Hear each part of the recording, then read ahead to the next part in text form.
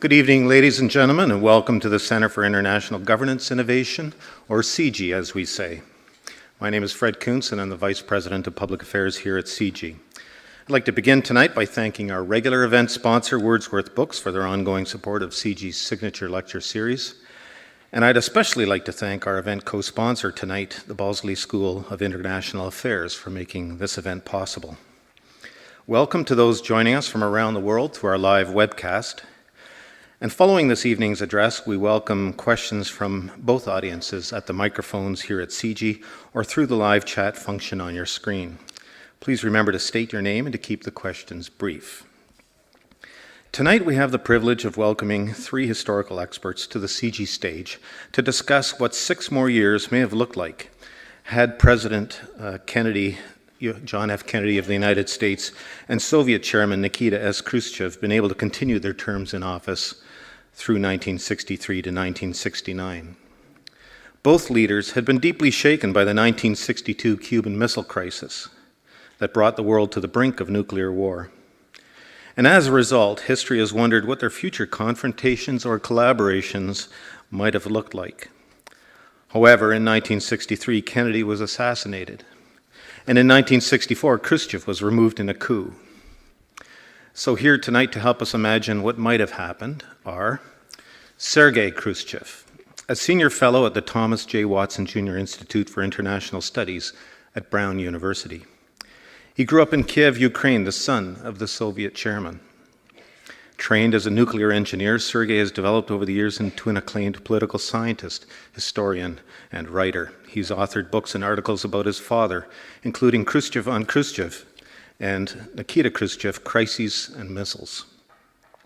He brings a unique and intimate knowledge of Nikita Khrushchev's time in office, and we're thankful to have him here in Waterloo tonight as our featured speaker. Jim Blight is the CIGY Chair of Foreign Policy Development at the Balsley School of International Affairs. And since leaving the field of psychology to study at the Harvard Kennedy School of Government, Jim has become an expert in critical oral history research in collaboration with Janet Lang and has investigated several critical events in U.S. history with this innovative method. Jim has been involved in the making of films, including The Fog of War, 11 Lessons from the Life of Robert S. McNamara, and Virtual JFK, which CIGY will be screening on November 21st. And so Jim's expertise on the history and governance of JFK will be a valuable contribution to tonight's event. And Janet Lang, who is our moderator tonight. And Janet is a research professor at the Balsley School and in the Department of History at the University of Waterloo. As mentioned, Janet has collaborated with Jim on critical oral history research, and she's co-authored several books, including Becoming Enemies and Virtual JFK, the book that accompanies the film. Janet brings to the conversation a deep understanding of this evening's topic, and we're grateful for her participation. It's a very special program this evening, with some video as well as presentations and a discussion. So please join me now in welcoming all of tonight's guests, Sergei Khrushchev, Jim Blight, and Janet Lang.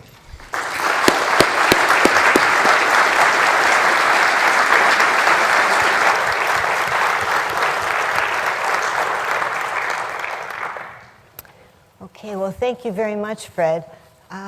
It's really a pleasure for all of us to be here, and we're grateful that so many of you have taken the time to come and be with us tonight as we try to sort of push the frontier a little bit from history to what we call virtual history, and to try to do it in a very database kind of way, and to think about sort of what might have been, but also to think about why that might have been interesting and some of the implications of that. Now, I want to set just if I can, a little bit of the context here of how we're going to proceed.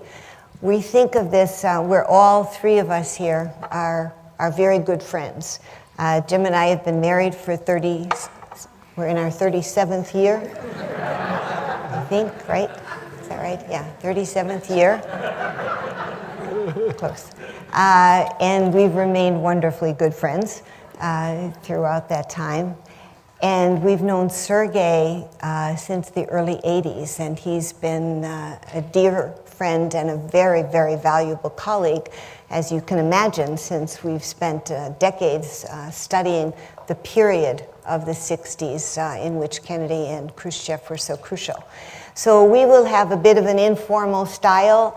I will feel quite free to occasionally use these signs here that I have from my two dear friends and colleagues that say 1 minute more please, and another one that says time to end it. Now, because we want to... You can only try to imagine what happens after that. Given her Italian background. We won't, we'll try to not get to that point. We'll also have the ability, let's say, to interrupt each other. Basically, if there's something that Sergei has said that I think Jim might want to respond to, or vice versa. So it's a very informal atmosphere that we're setting up, and we hope that by the end of this time, you will also feel very comfortable then in asking your questions to Jim and Sergei, and we'll have the microphones there, and we'd be very interested in your comments. Now, I see also a nice age distribution, let's say, in the audience. Some of you are in our cohort, and you remember these times that we're going to be talking about.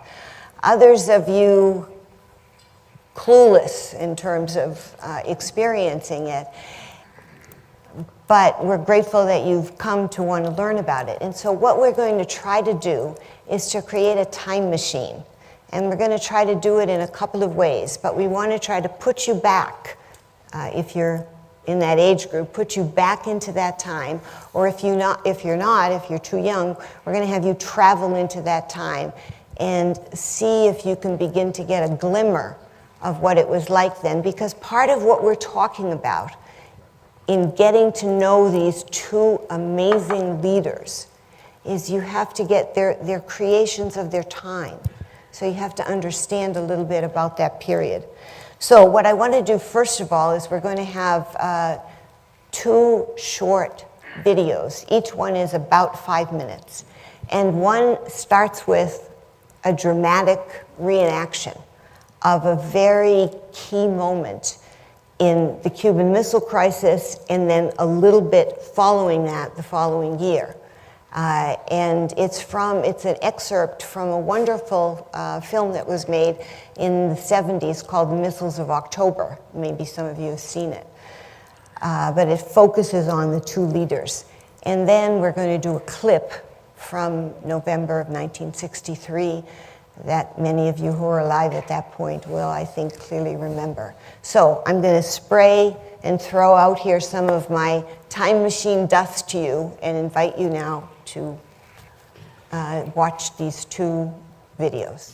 So here we have the basics, the crucible of nuclear fear that Kennedy and Khrushchev lived through, their transformation really in an interesting way. After that, the potential for the two of them to have worked together 6 more years after that. And then the murder. And so for over half a century, or about a half a century, people have wondered, what if?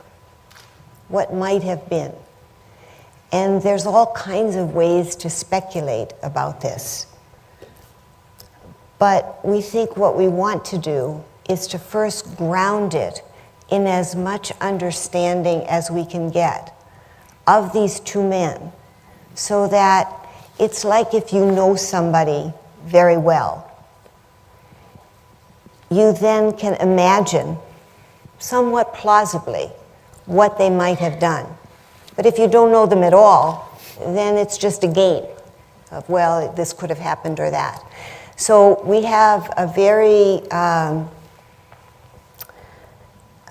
interesting opportunity here tonight to, I think, use both Jim Blight and Sergei Khrushchev to, in a sense, channel John Kennedy and Nikita Khrushchev, try to introduce you a little bit more to these people, to some of the main snapshots of their life, their political life that molded them. And first of all, begin to let you know them a little bit more, and then get into that very provocative what-if question. So I want to point, first of all, to one of, I'll call a snapshot, that Kennedy and Khrushchev lived through. And this was in 1961, April of 1961, the Bay of Pigs. And what you can see here is that it was a disaster. So you had a group of Cuban exiles that were trained by the CIA, tried to invade and take over Cuba. And it was a disaster in any way that you could possibly define that word. Within 72 hours, the Castro government had either killed or imprisoned all of those exiles who had landed. It was a huge defeat for the United States. Not huge in terms of a big military buildup, but in terms of prestige and in terms of here's a new president. He'd been inaugurated in January of '61. And early on, Nikita Khrushchev had congratulated Kennedy on his election. There's a very interesting correspondence between the two leaders that I'd encourage you to take a look at anytime. It's all on the web. A few months after this congratulatory letter, the Bay of Pigs happens. So, Sergei, I want to sort of ask you, first of all, could you talk about sort of your father's initial feelings on sort of first when Kennedy is elected, and then very quickly his reactions, within months to what he thinks Kennedy has ordered with regard to the Bay of Pigs?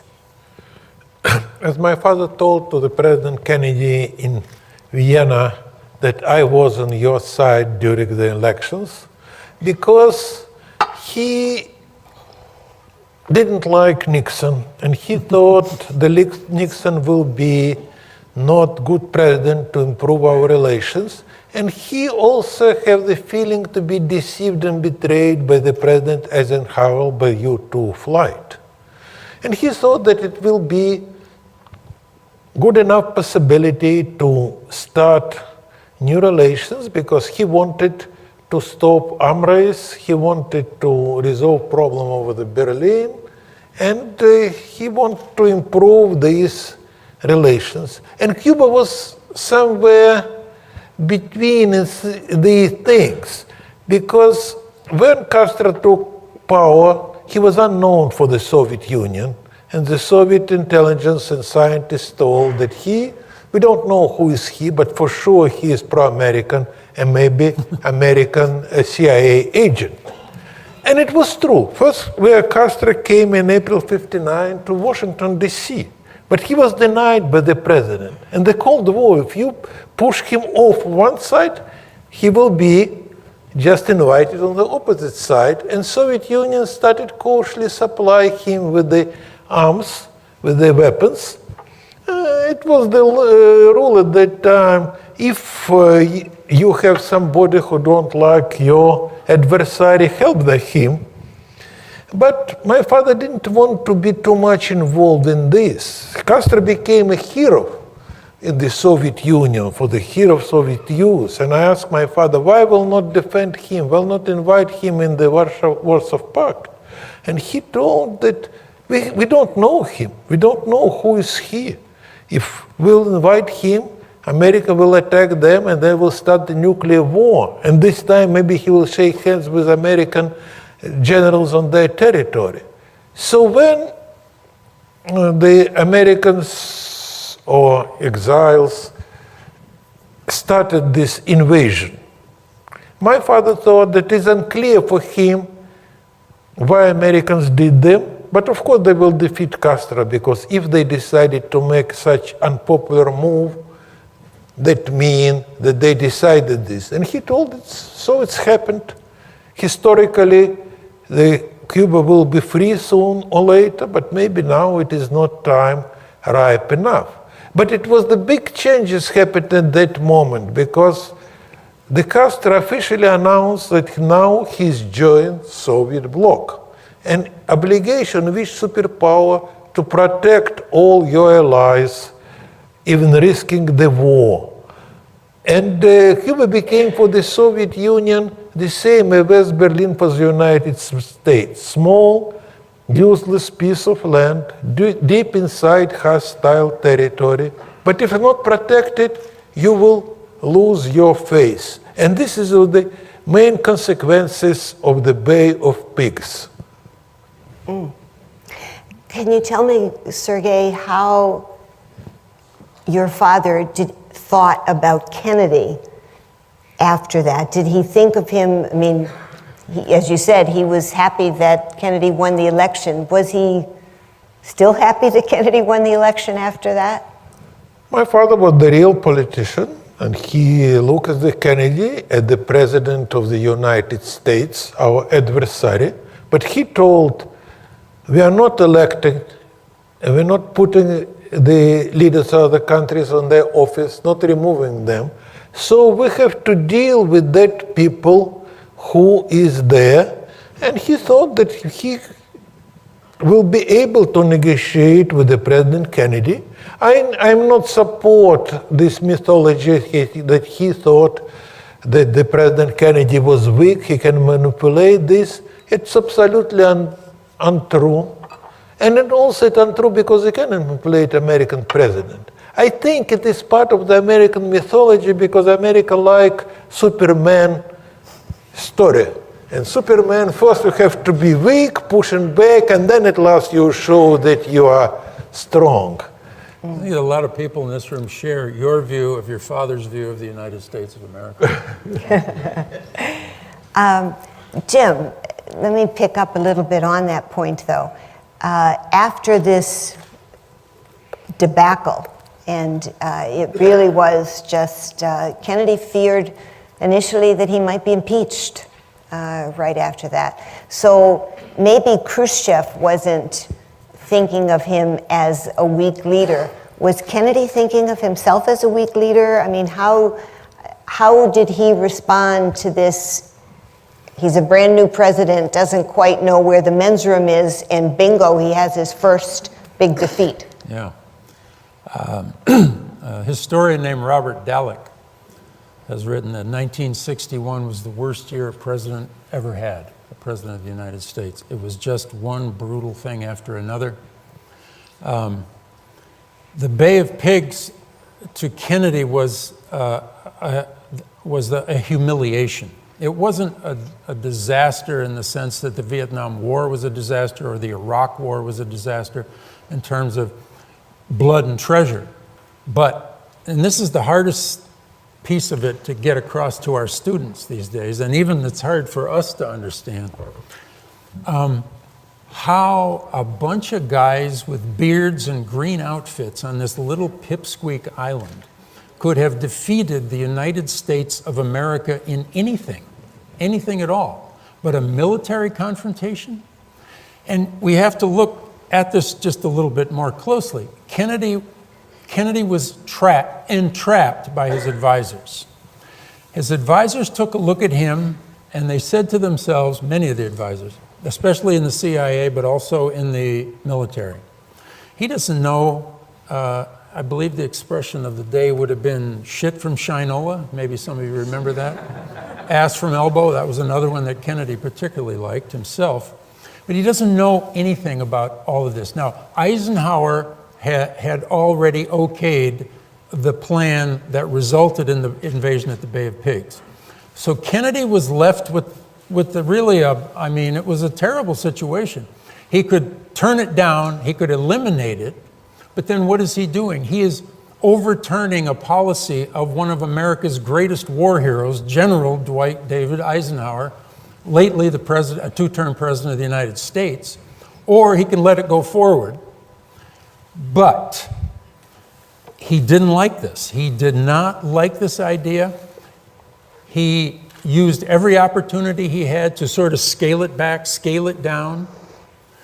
But the advisors who were pushing this thought, if we can just land a bunch of these exiles in Cuba, Kennedy will not be able to say no to the request for troops. He won't have a choice.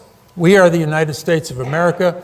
We won the First World War. We won the Second World War. We did this, we did that. Remember, this is 1961. I mean, the arrogance is right up to here, not in Kennedy, but in these advisors who are much older than Kennedy and who had very senior positions in the Second World War. They're saying, look, we put them on there. We put these guys on that beach. They pick up the radio. They say, help us. We are free Cuba. Well, as a matter of fact, there were thousands of U.S. Marines 2 miles away from the Bay of Pigs on ships. And when Kennedy said, no, you're not going in, the military advisors and the CIA turned apoplectic. They absolutely couldn't believe this. They sent contingents to the White House and said, we've got to go through with this. Don't you understand, Mr. President? We've got to do this and we've got to do that. So what happened was almost the worst possible thing. It was humiliating. Yes, America could have sent in the Marines. America could have nuked Cuba. It could have done a lot of different things. But Kennedy was trying to build a new kind of relationship, the same kind, I think, that Sergei's father was trying to build, with the other side in order to reduce the danger of an all-out nuclear war, which everybody thought about every day in this period. This period will lead up to a point where there'll be 50,000 nuclear warheads on the planet, and about 98% of them were owned by Washington and Moscow. Now, Kennedy... Wait, hold that thought. This is just like breakfast. Sergei, as Jim is presenting this, which is quite right, I don't mean to... You mean about breakfast? No. Oh. So here's this, the invasion has happened, and the U.S. does have strong military support very close to Cuba, but doesn't use it. Did your father sort of, how did he interpret that? Do you know? Really, no, he never talked about this, and I don't know. He told that he didn't understand why Americans started such unpopular invasion and not just finish it.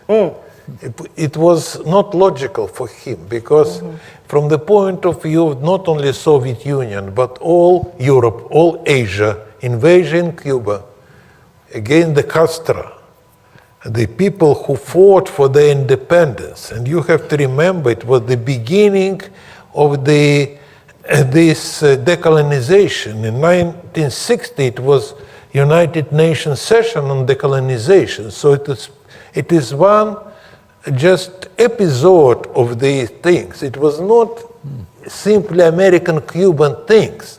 It's part of these things. So Americans show themselves that they are not supporting the liberation movement at the free democratic country, that they are on the side of the colonial powers of the French Empire, British Empire, all other former empires. So through this he couldn't understand. If they decided to do this for some purpose that he also didn't understand, why he have to remove Castro on this small island, why they didn't finish it. But it did not really bring too much attention of him. He was more focused on the negotiation of the nuclear test ban treaty that he was very much interested from 1958. And he just started this negotiation and discussion about inspection, 8 inspection, 4 inspection. Yeah.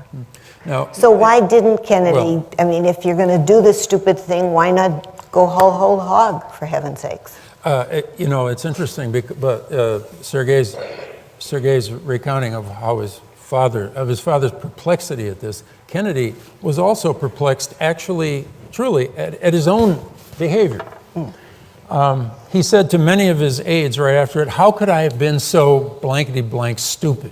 How could I let them do this? I mean, I know these people come to me, they've got vested interest, they want to throw their weight around. What does that have? What does that do? It takes the American image and it just trashes it in exactly this moment when the world is opening up, when decolonization is taking place. And we want to be on the correct side here, but when you invade a small country, you're not on that side." Now, Kennedy made another stupid kind of assumption, which is if we don't send in U.S. Marines, the world will be able to, will say, well, he could have done more, but it's just those crazy Cuban exiles operating out of Miami, and well, what do you expect? No, that's not how anybody saw it. They knew the CIA was behind it. I mean, after all, they took CIA planes and they repainted them with Cuban markings, and one of the planes actually landed in Miami, but when it landed, the paint fell off. I mean, that's the degree of thought that went into this operation. And now Kennedy sends Arthur Schlesinger, one of his White House aides, to Europe, just to verify in another way what Sergei was saying about what in the world? I mean, why do it? But if you're going to do it, do it. Don't like half do it. Well, Schlesinger came, this speaks volumes about how Kennedy operated. He said, "Arthur, I want you to go to London, Paris, and Bonn, and I want you to come back, and I want the unadulterated, I want to know everything they said about this." So Schlesinger said, "Everything?" He said, "Yes, everything." Schlesinger goes, he comes back in about 10 days' time. To sum it up, Schlesinger said in a briefing, they're not concerned that we lost. They're not concerned about that. But the basic view is that the United States president has lost his mind. He's done the single stupidest thing they can ever remember. And here you are. You speak well, you make great speeches, you went to Harvard, you look right, and my God, the first really important set of decisions you faced, you blew it. And now they don't know if they can work with you. They don't know how to respond to any of your initiatives. So this is Kennedy taking the message. Kennedy asks Maxwell Taylor, recently retired Maxwell Taylor, who's running Lincoln Center, come back in the government, do a no-holds-barred analysis of the Bay of Pigs. It's done. The CIA gets the hit. Kennedy decides, unprecedentedly, the top two guys in the CIA are gone. They'd never had any other director than Allen Dulles. And the deputy director responsible for the invasion, Richard Bissell, their careers were over. So underneath Kennedy's brain is working. He looks good, he speaks well, but somewhere deep inside there is one Machiavellian Irish politician who's learning the ropes the hard way. This, in a way, was the greatest thing that ever happened to Kennedy because he never believed, quote, their bullshit again. He listened to them and he made up his own mind, but he didn't necessarily listen to them because they were experts. It's because it was his responsibility to listen to them. Now, I think what Kennedy worried about was that Khrushchev would think that he was weak, that he could be pushed around. I'm not saying Nikita Khrushchev believed this, but Kennedy worried a lot after that about whether he gave all the wrong impressions to the Soviets. Okay, let me take that and we'll continue this sort of worrying a little bit. And I want to remind you of something that Sergei said, that there was an interesting parallel with Cuba as sort of a Soviet satellite engulfed by the US, 90 miles away. And the parallel would be, of course, West Berlin. So West Berlin is engulfed by East Berlin, which is under Soviet control. In East Germany, yeah. In East Germany. Berlin is an island, essentially. Just right. So here's this, and it's a very similar case where the U.S. the Allies, Western Allies at that point, had a minimal troop presence. But the Soviet Union, the GDR, have massive military presence there. So it's a really, Kennedy worries about Berlin all the time. And basically then, Khrushchev, I think, also did some serious worrying about Berlin. 1961 was, as Jim said, a hard year. And you had a flow of people coming from East Germany, East Berlin, through West Berlin to leave the Soviet bloc. And the numbers were quite regular, increasing. It was a worrisome time. What's going to happen? There was a lot of tension about Berlin. And so what you had as a solution to at least the fleeing of people was the building of the Berlin Wall. Okay, that is in August of 1961. Now, this was a trauma to the West. But before we get sort of to that, I want to ask Sergei to sort of, can you help us understand how your father was thinking about Berlin? He understood, I think, the importance that it had for Kennedy. So how did he sort of balance what might be taken as a provocative action there with the building of the wall, but also wanting to have, in a sense, better relations with the US? The Berlin and the GDR problem, it was one of the biggest problems of the Cold War. Because after the Second World War, it was only two superpowers on the earth, United States and Soviet Union, and they tried to deal with each other. How to do it. It's all about all the things. And Soviet Union want to be recognized as equal. And you understand that United States don't want to recognize anybody as equal. And if you're not recognized as equal, you are challenging opposite side. That was the policy of crisis.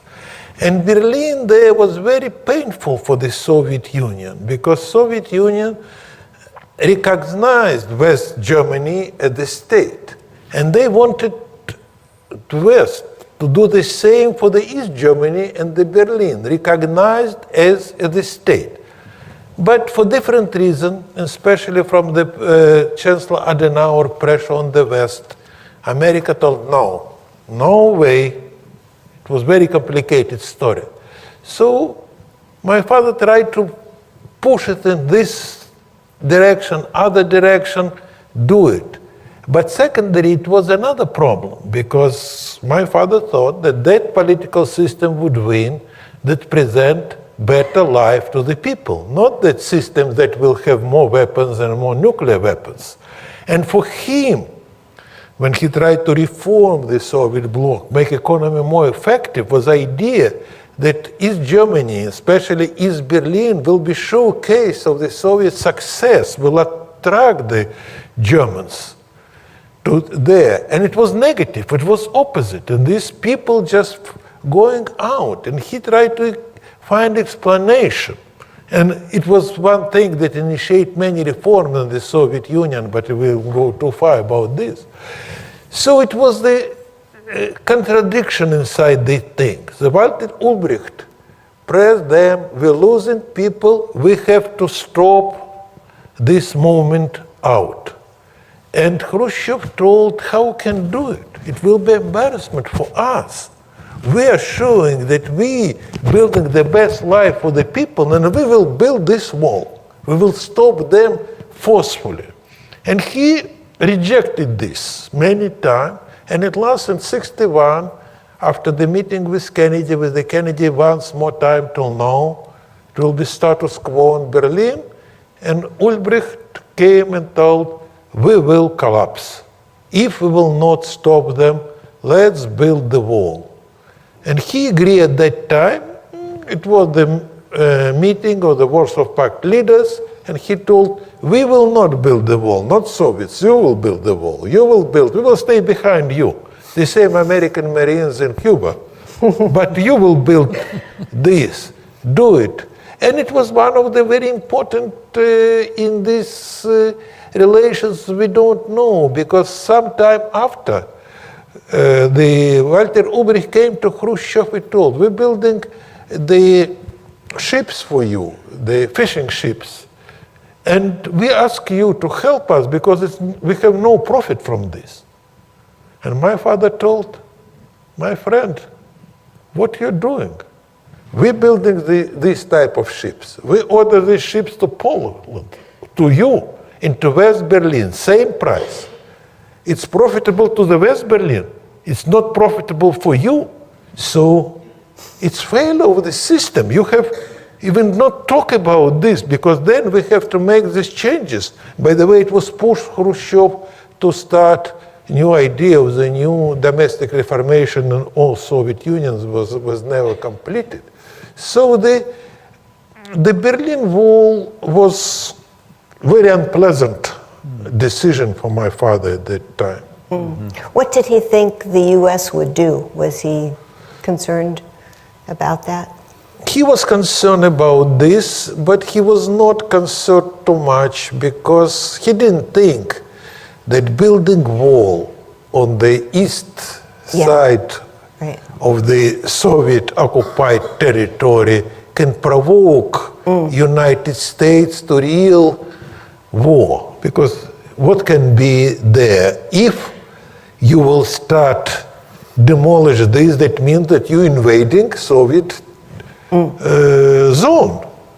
So you starting the war, because if you invade the Soviet zone, it will be not GDR policemen, workers who build the wall, it will be Soviet tanks, it will be American tanks. And then my father told, we have to prevent first shot. After first shot, not we politicians will control, it will be military, it will be very different and very dangerous story.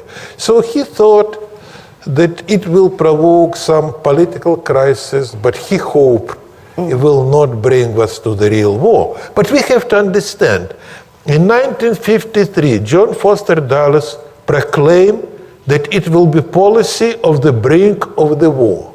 And we have to deal on this. We have to balance on this brink, because if you will step back, your opponent will step forward, it will still be on the brink. So it was there what my father told, very important to understand where this brink, to calculate this, not to start. And he thought that we are very close to the brink with this Berlin Wall, but not too close to make it very dangerous. So if we take that point, that the wall is being built on East German territory, and therefore if the West, led by the US, tears it down, it's technically an invasion of another country. Seems like an interesting, reasonable point. Was this the point that most of Kennedy's advisors made to him? No, it wasn't. Darn. Kennedy made a speech on July 25th, 1961, that is both poignant and really scary. This is just before the wall goes up. Right, after the meeting between Khrushchev and Kennedy, first week of June 1961, and August 13th, when the construction on the wall began, right in there. Kennedy makes a speech. It's all about Berlin. It's a radio and television address to the American people. All three of the networks gave him an hour, which for Kennedy was forever. His speeches tended to be short. He said the following: we are basically on the brink of war in Berlin, and the slightest misstep could push us over the brink. Exactly the point that Sergei is making about his father's point of view. Secondly, and this was the tactical error, but it's so glaring. He urged Americans who already had bomb shelters to please share them with their neighbors. In the unlikely event. But of course, I mean, the near panic broke out over this. It was all about what would happen if events in Berlin continued to deteriorate, which before the wall was built had everything to do with the massive outpouring and increasing numbers day by day, massive outpouring of Germans and anyone else who could make it to East Berlin to push over to West Berlin and then head into the West for a new life. Hundreds of thousands of people were doing this. So Kennedy is, third point, he concludes by saying, and very personal, unlike Kennedy to be personal and public at the same time, he said, when I took this job, I had no idea of the pressure that would be on my shoulders. It's almost too much to bear, but we have to bear it, and let's just stick with it. Kennedy reacts to the wall. This is very interesting. Kennedy personally was so relieved when that wall went up that I think he really wanted to jump up and shout, because it solved the main problem. In Germany, it solved the main problem. Unfortunately, a lot of the hardliners in the US, a lot of them were in his party, because the Congress was under the control of the Southern Democrats. They were chairman of every committee that had anything to do with foreign affairs. Both houses were Democratic, but that didn't really mean what you might think it means now. They were tough, and they wanted him to knock the wall down. As Janet said, this is, I mean, not just technically, but I mean, you throw bombs at another person's territory, that's, you know, I mean, that's It's not nice. yeah, I mean, that's war. It's war, preemptive war. And after the wall went up, Kennedy kept holding his press conferences, and one after another, these journalists would stand up and they'd say things like, if you had it to do over again, would you accept that wall? I mean, if you knew it was coming, wouldn't you sort of do something about it? And Kennedy says over and over again, well, I don't know what you have in mind, but if what you have in mind is war, I just don't see how that's going to be to anyone's benefit. He's trying to educate as he brings people along, but again, in 1961, excuse me, nuclear weapons are presumed by many people to be like weapons. Kennedy saw them as just pieces of a doomsday machine. First one goes off, the second one goes off, the first 100 goes off, the first 1,000 goes off, and civilization on Earth ceases to exist within about 12 hours. That was his conclusion. Now, how to act on that basis in the world that was given to him was no easy task, any more than it was for Nikita Khrushchev. Kennedy made another mistake. He sent Lucius Clay. Lucius Clay was the hero of the 1948 Berlin airlift when he was a general in the army. Clay was now retired. He was very popular in West Berlin. It's very, thank you very much. But Clay was a hawk. Some people said he even looked like a hawk. He had this beak that came, I mean, if you look at a profile of Lucius Clay, Clay wanted that wall down and he wanted to have credit for it. Kennedy, at one point, called Clay and said, back off. There were rumors reaching Washington that Clay was about to up the ante, put some tanks up by Checkpoint Charlie, where the main crossover between East and West. And Kennedy was frightened that Clay was going to do something dramatic and put him in a box he couldn't get out of. Thank you.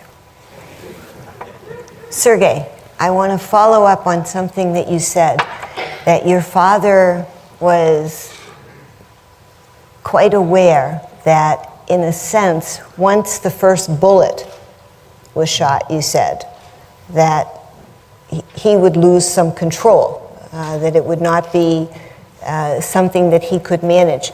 Could you tell all of us, with regard to Berlin, as sort of the wall is going up, and he's aware that there would be at least a political crisis, what kinds of things was he doing to make sure that one shot did not go off? It is like in any of such things, step-by-step problem. You see what's happening and you're making next step. And I cannot say that he can say what he will do. But when the Soviet intelligence figure out that Clay is trying to send the tanks and bulldozer this Checkpoint Charlie, because the Soviets tried just to push Americans to show their papers to the Germans. And they told, we will not show them. We will not show them. So they told, first they send them back, and next time the same people, and they just went to the theater first time.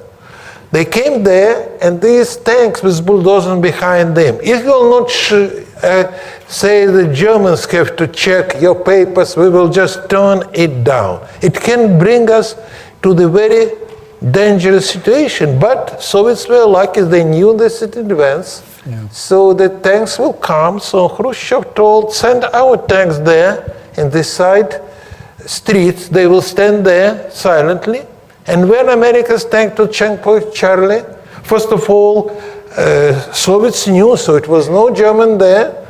All these jeeps with the officers, American officers, just go through, and they go to East Berlin without any problems. And then tanks barely standing there, and then Soviet tanks just slowly just go out of these side streets and stand in front of them, barrel to barrel, doing nothing. Doing nothing, day, hour, second hour. Then it was night, became cold, it was October, they don't know what to do. And then Khrushchev told, Americans will be very difficult to move back. And he called to the Soviet commander in the Berlin, and he was the marshal at that time, Konev, one of the marshals who took Berlin, and he told, move your tanks back. It was Americans in front of us. He told, move them back, I swear, in 15 minutes they will disappear. And then they moved these tanks back to the side streets, and 15 minutes American tanks turn around and it will be no crisis. So I'm answering you. It is just like in any of such things. You have to control each step and be very careful that you did not step over that line where it will be no possibility to return. Yeah. I think this is a recurring thought that both leaders had at that time, which is really, I think, quite extraordinary, because had it been asymmetrical, with only one leader worried about that and the other leader not, it could have been very, very difficult. I want to actually, based on our 37 years of delightful marriage together, I'm going to give you a bonus right now.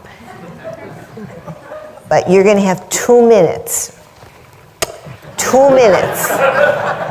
And 2 minutes only, because there's a wonderful similarity thing here about Kennedy and the corridor. 2 minutes.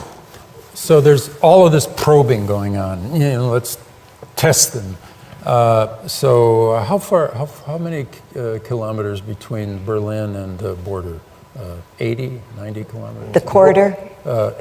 From West Berlin, from West Germany to West Berlin. Yeah, something around this, about like 100. So we have the right, based on the treaty ending World War II, we have the right to send our people down there, and of course they expected some harassment. They maybe expected to be stopped. But it was a show, everybody knew this was going on. This was going to be a show of what's right, what's ours is ours. Kennedy was so worried about this that he had people at 15-minute intervals during the entire slow-moving entourage down the highway. Every 15 minutes, they reported directly to him on a phone in the Oval Office. This was how nervous he was about this, the point that Sergei makes about you cannot allow one shot to be fired at certain times because that shot will be followed by another one, et cetera, et cetera, et cetera. And literally, the leaders of the two superpowers at this moment, October the 27th, 1961, exactly 1 year before the most dangerous weekend of the missile crisis, were thinking, no, I can't allow anything to happen here because it could lead to total disaster. It is somewhat miraculous, I think, that two men, different generations, different traditions, different experience, different education, different everything, found themselves, not knowing it, really, at this point, in total agreement as to what the problem was, and the problem wasn't for Kennedy Khrushchev or for Khrushchev Kennedy, the problem was it might get out of control and nobody will be in charge. Done. Part of your applause at the very end can be for him keeping within 2 minutes. Okay, so now here's a conundrum, actually, because I think you're beginning to get to know these people, Nikita Khrushchev and Jack Kennedy. Some of they're very good politicians. They're very cautious with regard to matters of world peace. So how does it happen that people like this bring the world to the brink of nuclear annihilation? I mean, you would think from what we've told you just up to now that with people like this in charge, you'd be breathing a sigh of relief. But a year later, we have the Cuban Missile Crisis. So Sergei, I wonder if you could just give us a little view into your father's mindset about the evolution into and out of the missile crisis. Armageddon, as you say. Yeah, for the Soviet Union, for my father, it was clear. Okay. They thought that Americans will not stop. They will try to overthrow Castro sooner or later. And it was proved because it was beginning of the Operation Mangusta, and it was explosion, it was the sabotage, terrorist acts. So it was clear. And Soviet intelligence thought, I don't know if it's true or not, that invasion will happen sometime in the late autumn. And my father told at that time, he told me personally, we have to defend Cuba, even risking the nuclear war, because we will lose our face if we will not defend our ally who is now on our side. We cannot do it diplomatically. American will not listen us in the United Nations. We cannot do it using the conventional forces because we have no navy. America control all communication. If it will be 100,000 Soviet troops there, sooner or later they will be out of the ammunition. We have to send very serious message. Don't invade Cuba. We are serious. And he decided, let's send their nuclear missiles to show that if you will invade them, they can be used. And it was discussion in the Soviet leadership. And for my father's friend, Mikoyan, who was very cautious, he told Nikita, you understand how dangerous this is? And he answered him, Anastas, dangerous not that world, it's aventuristic. But what we can do else to protect Cuba? We have to do it. And they decided to send this. Here it was one big misunderstanding and miscalculation, because Soviets, Russian and European and Americans are different civilization. We in Europe lived all our history with the enemies of the gates. So when Germans were replaced by Americans, it was unpleasant, possible invasion, but people, American and large, German people, were not scared more than before. It was just the duty of the government to protect them. Americans, they lived all the time protected by two oceans. And in comparison, Americans, most powerful country in the world, they're like a tiger. But tiger that all their life grew in the zoo. If you put them in the jungle, it's scared of everything. And it was the same what my father never took in the account. He thought, yes, Americans will know that we send these 50 missiles there. America has superiority 10-1. And on the delivery vehicles, even bigger. So it will be scandal like around Berlin, and then we'll go to business as usual. But the Cuban Missile Crisis became American psychological crisis. Why it became so big crisis? Because now Americans have this feeling that we can be killed the same as Europeans. Different from Berlin crisis. There Americans thought we will watch them on TV. And they were scared. And when the people scared, it's very difficult to explain them what is happening there. The same, you cannot stop the mob with rolling on you saying, you mustn't go, please stop. And it became very big and very dangerous domestic crisis because it was the election year.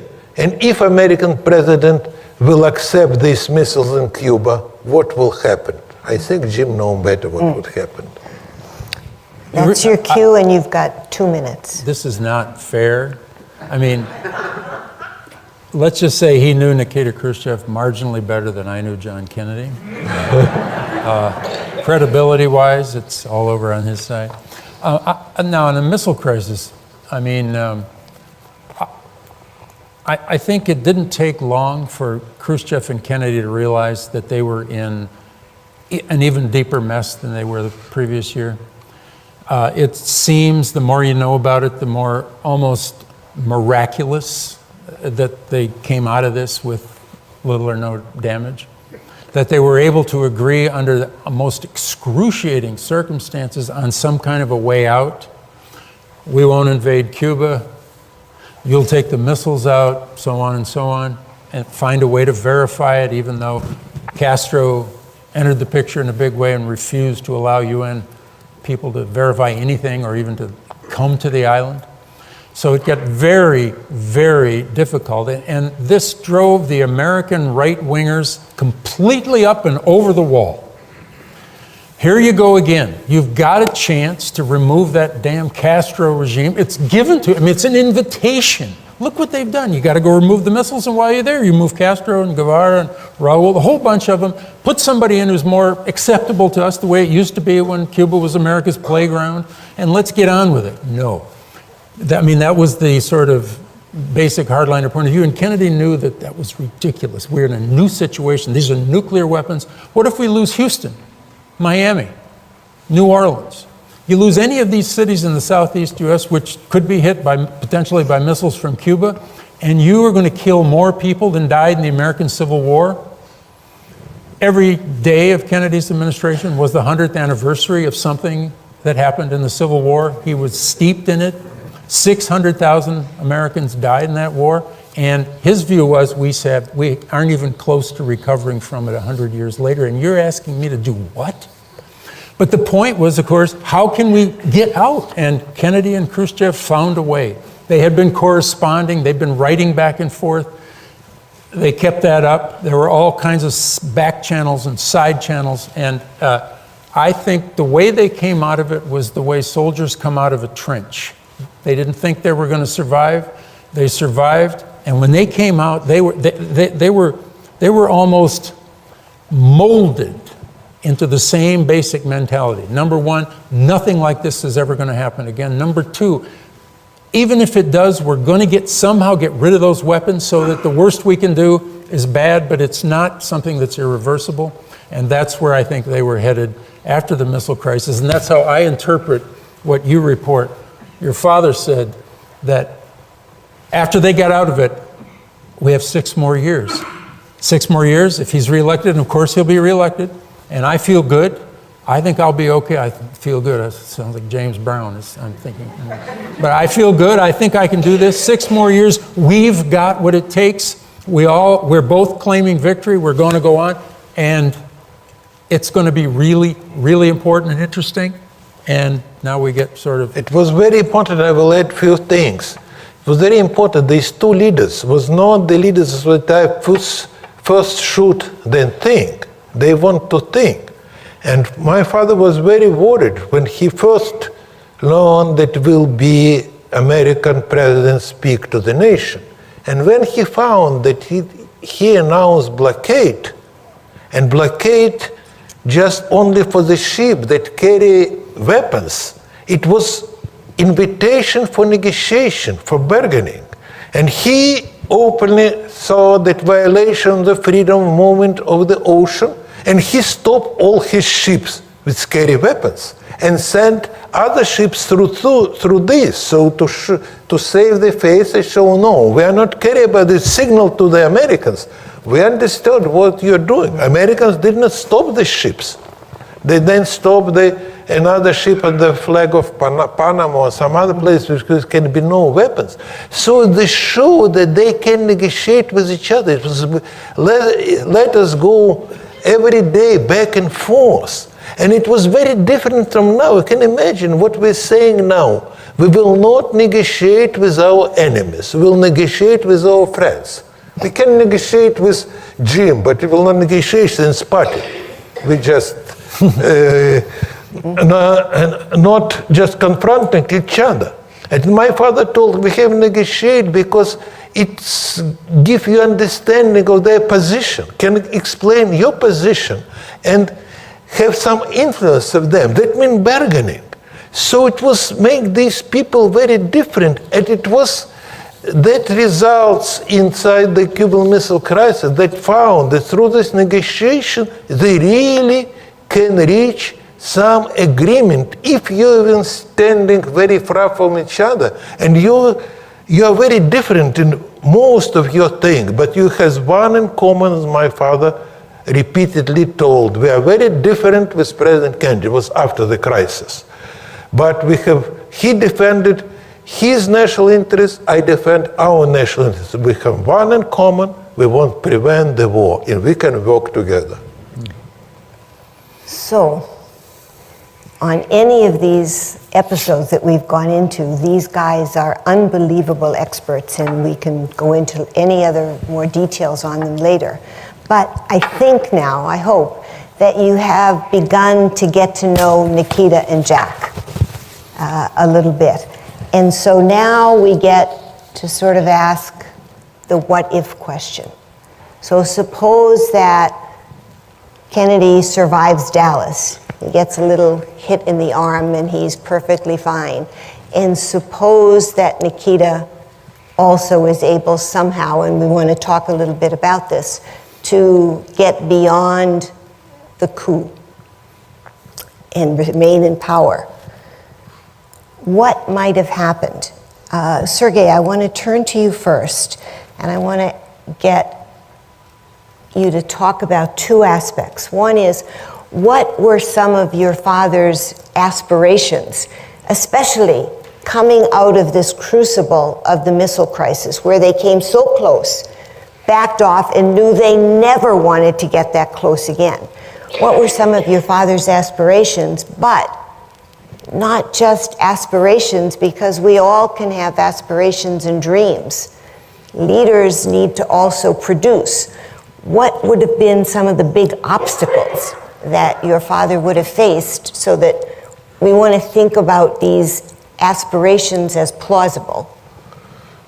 I will repeat, my father at that time told that political system will be victorious. I'm not talking about defeat other system, which will present better life to the people, not that system that will make this military build up, because it is just we're wasting our resources. And I was in the meeting of the Defense Council in Soviet Union. It was Soviet military council that discussed the basic strategy of the country. And he repeated what he wrote in his memo in 1959 about Soviet military. He told, we now started to deploy intercontinental missiles, when we will have something about 500 warheads that can reach American territory. It will be enough to destroy American and NATO infrastructure, and will assure that America will never attack us. We will be secure. So we will not stop producing more warheads and produce more missiles. And he told to the missile designer who was based on the bank of the Dnieper River, maybe you will then start to design the river ships. And this designer was not happy that he will not design missiles but river ships. And he told that we will reduce our armed forces to less than 1 million, and we'll stop production conventional weapons like tanks, artillery, combat planes, not stop to zero, but to some minimum, because he told nobody will attack us. And I'm excluding, he told, local war. It's different from the McNamara doctrine. He told, in case of the local war, we will announce, we will use nuclear weapons on the first day. Because behind these small guys, in each side you have this big superpower with all this nuclear club. And in the end, if you're alive or losing, you will use it. Say it, use it at the beginning. And he told that we will start to do this at the beginning of this transformation of Soviet armed forces. And also he told that we have to also to reform the Soviet society. I will not go too deep in this, but he told the Soviet command economy is not working. We have to eliminate ministries. We have to eliminate command. We have give the permission to make decision what and how produce to directors of enterprise, and they will relate it with the state only sharing part of their profit, the translated paying taxes. We have to eliminate command of the Communist Party. Very important. That time there's no constitution such chapter that Communist Party is the leading force. He told we can eliminate it. And he drew his new constitution where it was 2 terms to being on the high leadership. It was a permanent parliament. And he eliminated the district party committees and put them under supervision of the economic council. And he divided in part regional party committees that also now became under the supervision of the regional economical council. They told, and this council, he told, have to work as advisors. So this domestic reform was something that disappeared made 20 years later. Because if you give the permission to make decision to the director, he cannot make this decision risking your money, the state money. That means that inevitably, he never talked about this, but he inevitably have go to the privatization on this or other level. And when they told that we have to make the election not from one candidate, they was asking Mr. Khrushchev, not the leadership, it was the ordinary people who discussed this proposal. Proposed new constitution would discuss widely. They told, but who will be this one candidate approved by the Communist Party? And he told maybe it will be some public organization. And they told no. So the Communist Party, the leading party, supervise all this public organization like trade unions, youth union. Then my father thought, he told, maybe we'll have then some other parties, not only Communist Party. This candidate is this. You can understand that all these could change all this environment. And in 6 years, I think that with their ability and their just motivation to preserve the earth and to prevent the war, I hope that the Cold War would finish close to 69.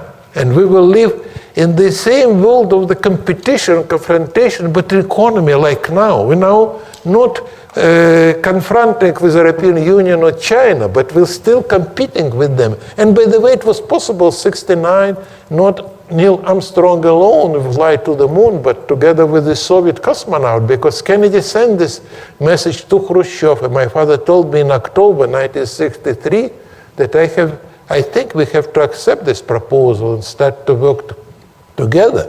But Sergei, a question. So all these things that you're saying that your father thinks might be possible, were not these things the ones that led to him being deposed?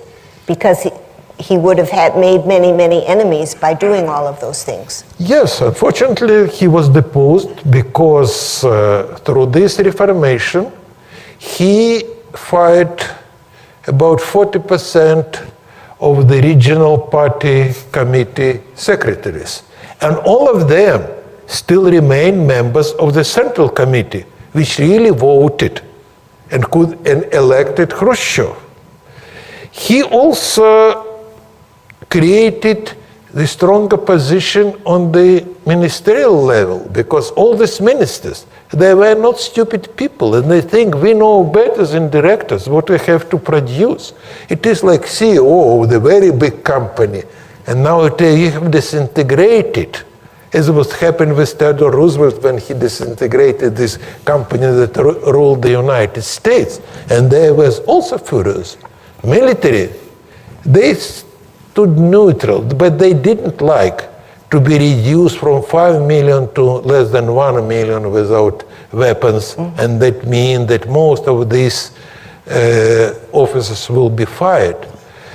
And then he also told that the leading structure, the Presidium Central Committee, also have to become younger. And he unfortunately discussed this with his colleagues. That means that maybe you will be fired. So all of them at some time decided, if we will not fire him, they will fire us. And then they met together, and on the October 14, 1964, he was fired.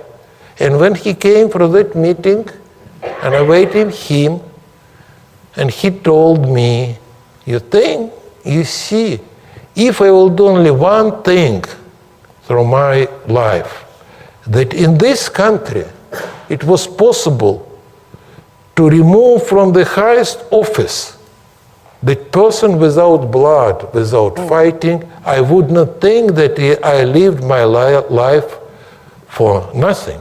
So he changed the country, but unfortunately his successor just started to return to the old policy in all aspects, military, economy, political. So Jim, Yeah. if you imagine, let's say, the period even within the first year and Kennedy, let's say, is elected, what were some of his dreams and what were some of his obstacles? First of all, there was an obstacle to getting reelected. Kennedy's late but eventually enthusiastic embrace of the civil rights movement, quite visible after March of 1963, caused his political advisors to more or less write off the South, that was known in those days as the Solid South or the solidly Democratic South. The hope was that California, that he'd lost by 35,000 votes to the Californian Richard Nixon, he could put in the Democratic side, and if Lyndon Johnson could once again, one last time, deliver Texas, that he would be reelected. There's no guarantee, but that was an issue. As well as all these foreign policy sort of failures from the standpoint of the really hardliners. He had just missed all these opportunities to sort of, shock and awe the Soviet Union. But let's say he was reelected. I mean, he had a good shot at it. He was running against he would have been running against Barry Goldwater, who was a political zero. Just a guy that had, he was boring, he was threatening, he had no charisma. Well, I don't know what I've left out, but Kennedy had all those things in spades. So just to tick off a few things, Kennedy would have if Castro had been willing, he would have normalized relations with Cuba. Just before he died, he was sending people to Cuba, not Americans, but journalists from other countries, France especially, sending them to Cuba with two questions for Castro. Do you understand how dangerous that crisis was? First question. Of course, Castro understood it even better than Kennedy in certain ways. The second question, would you like to do something about it? We've actually talked to Castro on several occasions about this, and it's perfectly credible. Secondly, the Limited Test Ban Treaty was signed by the US and Soviet Union, others, summer of 1963. Kennedy, I think like Khrushchev, saw this as just the first step toward a comprehensive test ban treaty, which we're still working on. The reduction of these huge numbers of nuclear weapons, stemming and then reversing this nuclear arms race was a huge priority. He'd seen what happens if you don't exert pressure in the other direction. And so he intended to do it, and he would have had, as Janet and I would like to say, he would have had the the great implementer, which was Robert McNamara, over in the Pentagon, locking the door and not letting the chiefs out until they did what they were asked to do. He had the great articulator in Ted Sorensen, probably the greatest presidential speechwriter who's ever served, and who wrote a lot of those wonderful words we remember when we think of Kennedy. He also had the great intimidator, his brother known as Bad Bobby, who was fierce in his loyalty to Kennedy and absolutely unrelenting in his pursuit of what he thought the president's interests were. Kennedy had a good team. So, I'm not saying he could have gotten what he wanted, but as to ending the Cold War, he certainly wanted to, but that's a more complicated thing. I agree with Sergei that by early 1969, the Cold War would have been thought of by more people than you can imagine as being something, let's get beyond it, rather than let's build up. And we still have Ronald Reagan coming long after this in the 1980s, and some very dangerous moments. Now, one thing here that doesn't directly, I think, concern US-Soviet relations, but is certainly something that as Americans, we think about all the time. What about the Vietnam War? Answer. And for that, you're actually going to come to I hope, come to a film that we've made, which is called Virtual JFK, Vietnam If Kennedy Had Lived, where we go into very good detail. When is this? This is on November 21st here. You're saying So I can't give that hold answer? on that. You Well, have to- if somebody wants to ask you after, you're going to answer Okay. honestly and wonderfully to everybody. But here, I Yes. want to do a quick little We need. focus before we get to your questions, and that is the nuclear issue. Basically, again, it's the missile crisis that I think really gives both Khrushchev and Kennedy an impetus to go beyond just the limited test ban treaty. I have a two-part question for you, Sergei, and then one for you, Jim. So, Are the other panelists allowed to break into the moderator? They Or are. Would you speed it up a little yes, bit right here. You can give that to me. here? All right. Equal is let's equal. get some So here's the question. Your father, would he have been able, do you think, to have stopped the accelerated nuclear arms race? And two, if he had a partner in Kennedy in making some reciprocal action on that, would that, do you think, have been enough to delay the coup? I don't think that it was possible to delay the coup because all this was domestic problem. Yeah. It was not related with Cuban Missile Crisis. It's not related to the United States. It was some influence of the Soviet-Chinese relations, but not with all the things. And if we talk about the nuclear race, we have to remember that at Khrushchev and Kennedy time, our missiles aimed the political and economical structures. It is 300 missiles enough to destroy this, and we don't need more. It was the same assumption in the Soviet military and the American military that I know now. Then it was shift after Khrushchev. It was Americans' brilliant invention. They told, we will not aim people, innocent people. We will destroy the launch sites of the missiles. I work with this. You have 400, we will build 800, we destroy your 400 missiles. I remember how Soviet military complex enjoyed this idea. They told, and we build 800 our missiles to destroy your, no, you 800, so 1600, and you then build 3,200, and it was endless, because now we're not aiming the cities. You cannot build another 1,000 cities, but these sites you can build one after another. Why it went so far after any limits that you can imagine? Because they push it to the arithmetics. And I think that with the thinking of Khrushchev and Kennedy, when Khrushchev was able to say to his military, no, I will not pay for this. If they come to him with this idea, he'll tell no. No. Okay. Kennedy, can he say no as well to his military in terms of the way? Yeah, he can say no, and here you get into kind of very, very interesting ground. We don't normally, or in fact, we don't know who killed Kennedy. We don't think anybody does, but we know that there are a lot of people who enjoy the process of trying to figure it out. But Kennedy made, like Khrushchev, he made a lot of enemies in the military, in the CIA, in the Cuban exile community, and in the mafia. The mafia was building what became Las Vegas in Havana at the time that Castro kicked them out and they wanted back.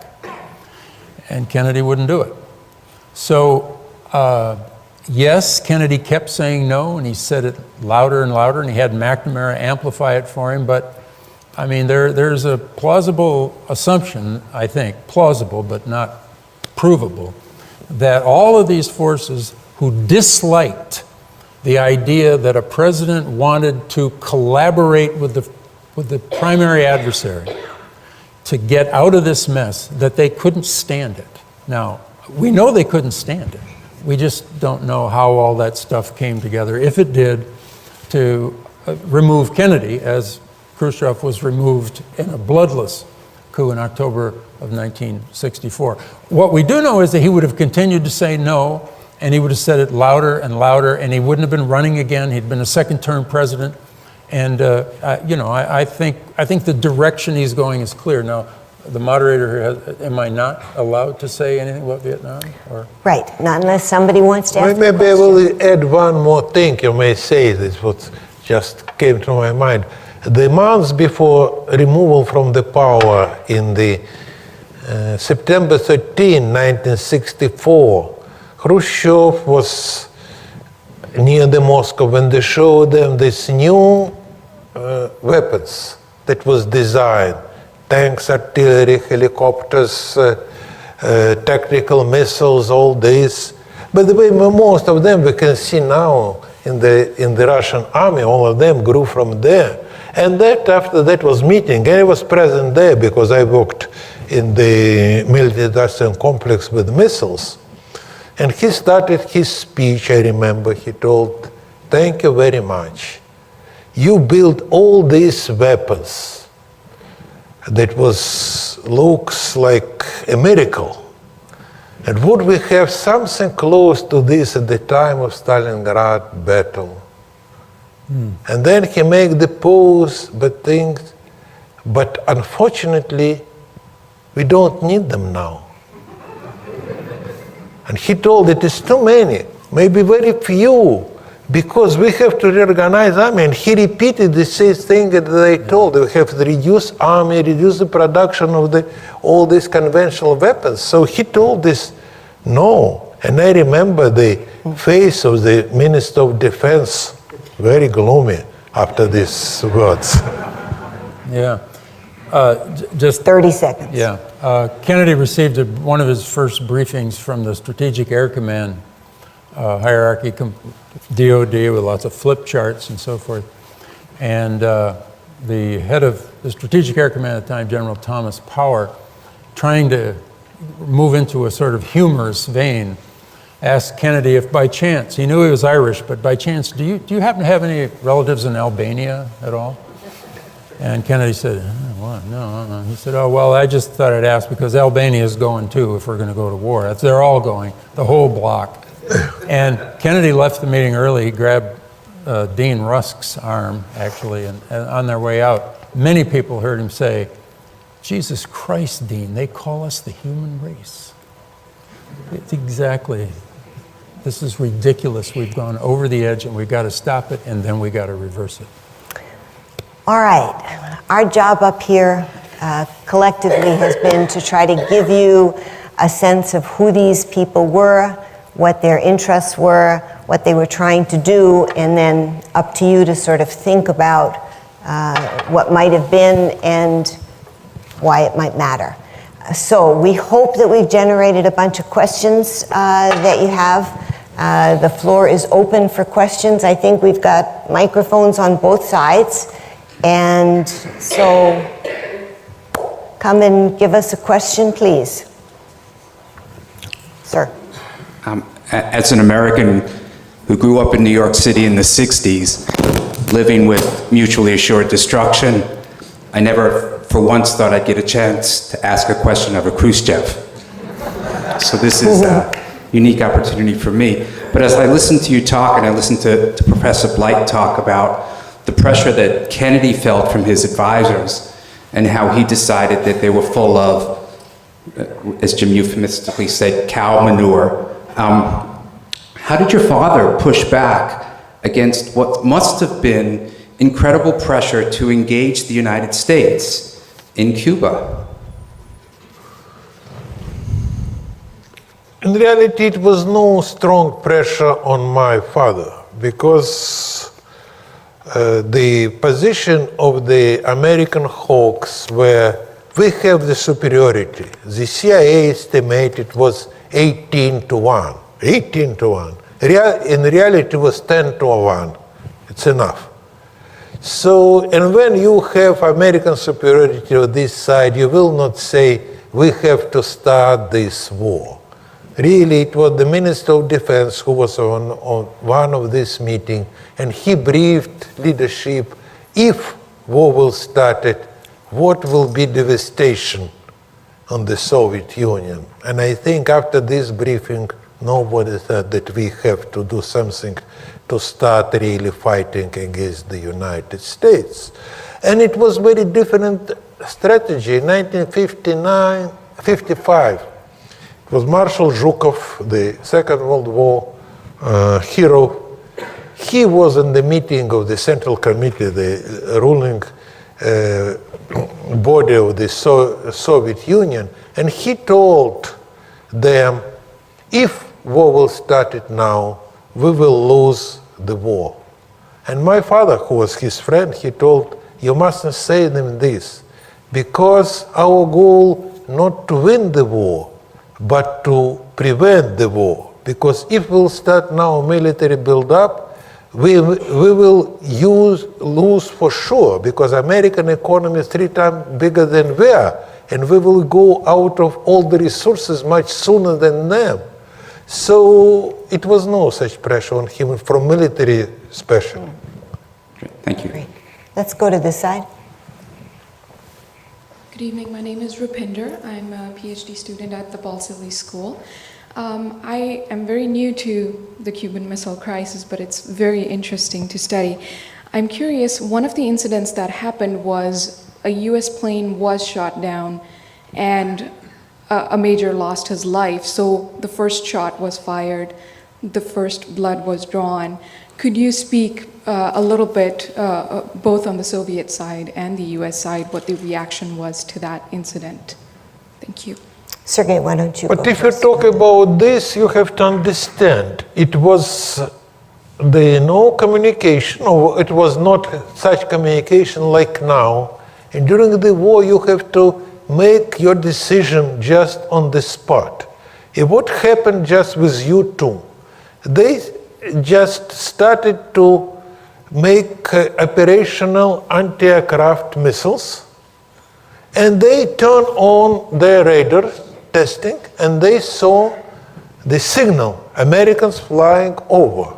And they called to the commander of the Soviet troops, 4-star General Pliv, to his command post, and what to do. This colonel who was there. And he was not there. And they asked his deputy, and he told they cannot find him. And then this colonel called him, you have 2 minutes. In 2 minutes, this plane will be out of limits of missiles. What we have to do? Let him go and we'll push the button. And this deputy closed his eyes and told, push the button. And he pushed the button. So at that time, it was very easy to start war without White House approval, without Kremlin approval. We know all the story about the submarines and their captains could do it. And also it was the same if America would stayed the invasion, because the first, what the military doing, they destroy communication center. And after this, it will be no communication with Moscow. Khrushchev will not control this. It will be just General Pliev or somebody else who will say, we'll have to fight.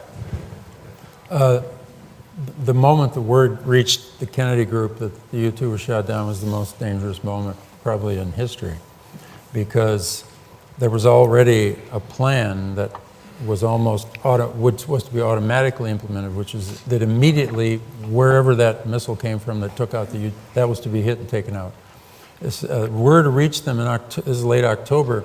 The question was, could you do it before dark?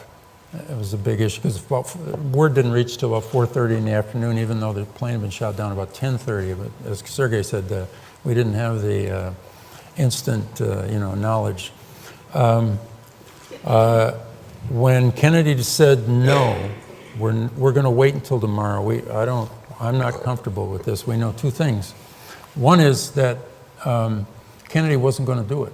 Kennedy already had a plan through Dean Rusk to the UN via a guy at Columbia that rather than go to war, if it looked like it was coming to that, he had already told, indirectly, he had told the UN Secretary General U Thant that you should say that we want out, that we won't invade Cuba, they'll take the missiles out, and you can throw in the Turkish missiles as well, we'll take those out, but he should say that's my idea, not Kennedy's, and the president will agree with the Secretary General on that.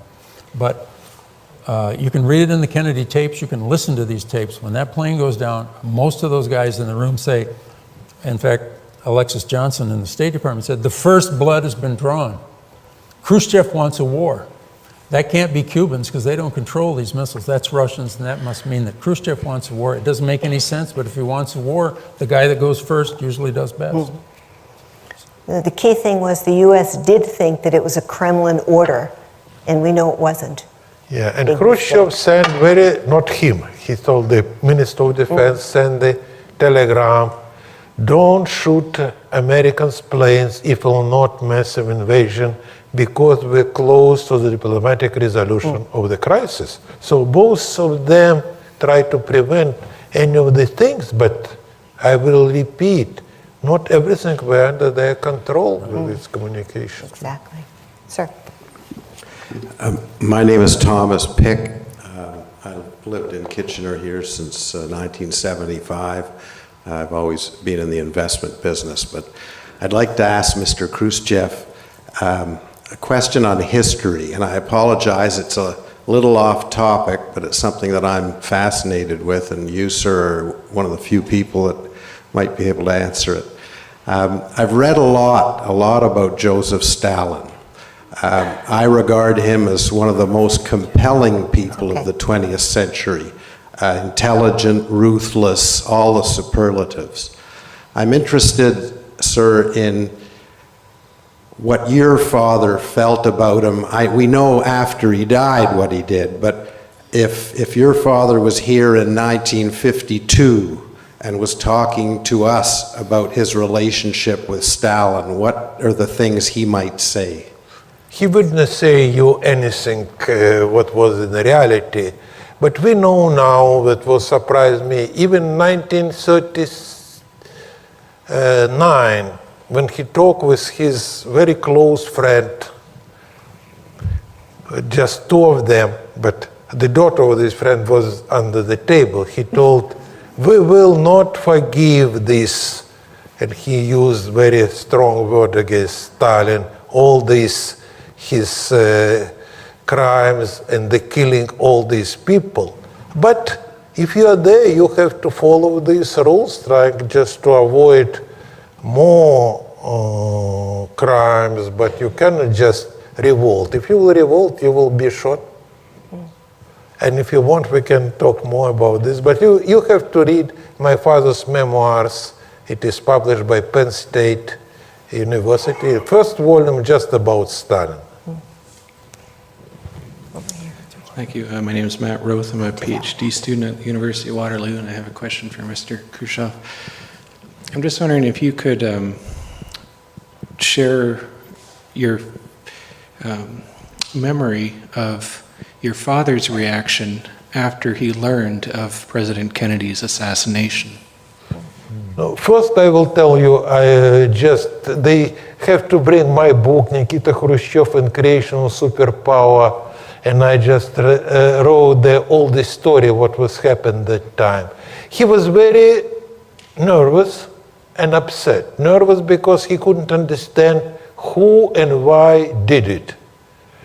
And secondly, he was upset because what we talk, he planned that he will work with Kennedy, and now it's somebody new coming, very unknown person, from a very uncertain state from the point of view of the Soviet Union, and we don't know what to do, because I will repeat, in 1963 my father met with the Castro. Castro visited first time Soviet Union, and he told him, you must be focused on the building your defense. You have to more focus on the building agriculture, economy, fishing industry, until you have this opportunity. Kennedy will be for 6 years in the office, and I trust him that will not invade Cuba. In 6 years, you can make the prosper Cuba, socialist Cuba, that will live and be the showcase to all the Americans, including the United States. You have to use it. Castro didn't use it. Interesting. Interesting. Yes. Thank you very much for the wonderful discussion. My name is Shani Hormozi, and I am a PhD student at the Boston School. I would like to ask just one question. What lessons can be learned from Cuban Missile Crisis that have implications for the current standoff between Iran and P5+1? Thank you. Questions, Cuban Missile Crisis and the nuclear standoff with Iran. Just one thing that comes to mind is that over the period since the Second World War, the United States has had a big problem dealing with small countries. Small countries that are particular about their own view of themselves, that view themselves with some degree of integrity, not banana republics, so to speak. Cuba, a problem, Vietnam, a problem, and now Iran, a problem. The big question is to me, is on the American side. The Iranian side is, they seem quite serious right now, but, you know, President Obama has a problem. There's an institutional attention deficit disorder problem in Washington. I mean, he's got a lot of problems, and some seem a lot more immediate than Iran. He's got a lot of, I mean, the Congress is a mess. Everybody knows it, but nobody knows what to do about it. So, but it's vitally important, and this could, a deal on the nuclear program with Iran would be one of the most astonishing things that will have happened yet in this 21st century, should it happen, because it will reverse one of the bitterest relationships of the last 3.5 decades, since the revolution, since the hostage crisis, since the embassies were withdrawn. It could be really amazing and could lead to so many good things, but that's going to require events in Iran and events in the United States to permit the two leaders who seem to want this to actually go through and follow up on it. I will add on this first thing. We have negotiated. I don't think that in the eyes of Kennedy and Americans, Khrushchev was better than Iranian president or Iranian Ayatollah. But you have to go and speak, and then you can find out how you can bargain and what will be the resolution. And by the way, I will add one thing. Soviet Union have the same relation with Yugoslavia, small Balkan state that was Stalin just tried to eliminate all their leaders, assassinate them. And then after that, when Stalin died, Khrushchev told, we have to restore their relations. They fought in the war. They won, liberate their country from the fascists. And it was strong opposition, like here, because Stalin showed that he is the bloody dictator, bloody dog Tito. And then at last, they make some concession and told, yes, we can invite him to Moscow. And my father told, you see, he's the leader of the small, proud country, 16 million people that resisted Hitler and won in the result. And it will be humiliation to him to come to Moscow here to ask what from me. I am the leader of the great power. I am not care because I will not lose anything. I will fly to Belgrade. I will speak with them. And I say, let's improve relations. Relations was bumpy for a long time. It was not improved, became very rosy. But it was just change this overnight. And here what you have to do, you have to negotiate this or other way. But I understand these problems of the President Obama now. A student of ours in the spring wrote a really wonderful paper on the Obama mission to Tehran, where he just shows up. She did a lot of research on it, and it got us thinking that a bold move here and there actually can be very effective. Yeah. Certainly one of the big lessons, I think, from the missile crisis is that both leaders, with just enough time to work with, began to understand each other and understood that they were in the same position and needed to work collaboratively. Now, the question then was sort of really had the impetus because of the nuclear risk that really felt palpable. I think what you need now with Iran is, again, for the leaders to begin to understand each other, that they both essentially want the same thing. You may not have the same emotional impetus because we're not at nuclear risk right now, although there's certainly the fear of attack and war. And so you hope that's enough to do that. Sergei makes a good point. It would really help if people would talk. There's a start. The fact that we now have regular talks, I think, Can you are quite imagine? impressive. So we're at Camp David, and Ali Khamenei, the supreme leader, shows up with his entourage and goes in, and Barack Obama.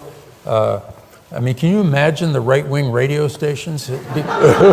Barack Hussein Obama? We saw this coming. That sucker's from Indonesia. I knew it all along. I think we'd have to move to Canada. We're going to have to move to Canada, that's right. Yes, sir. My name is Ken Fry, and I was in high school when the Cuban Missile Crisis occurred. And I want to first express my appreciation for the research and the insights that have been brought together here 50 years later. And my question is, I think, of a personal nature, Mr. Khrushchev. You said your father wanted that the transition of power be done in such a way that it would set a precedent for the country and change the country. What is it that he did? What are some of those things that made it possible for it to be a bloodless coup? And what was his life like after he was deposed? He was not killed. He was alive, and it was big luck in the Russian history, because in Russian history, the same as medieval European history, it was the rule. If you're losing power, you have to lose your life because it's too dangerous to keep you alive. And he changed this too, because when he won his fighting with the Stalinists in he won on them 1957, and they thought now they will be finished. And even one of them, his old friend, called to him. He told, "I hope you will not do with us what the Stalin did." And he told, "No, who care about this. And they were sent to work on different positions, directors of enterprises. They changed, created precedent. So he was not killed. He lived near Moscow, controlled by the KGB, but not arrested, not house arrested. He could go any place he want to go, except where he know he mustn't go. It is some political rallies. People could visit him, my friends, engineers, other friends, except politicians.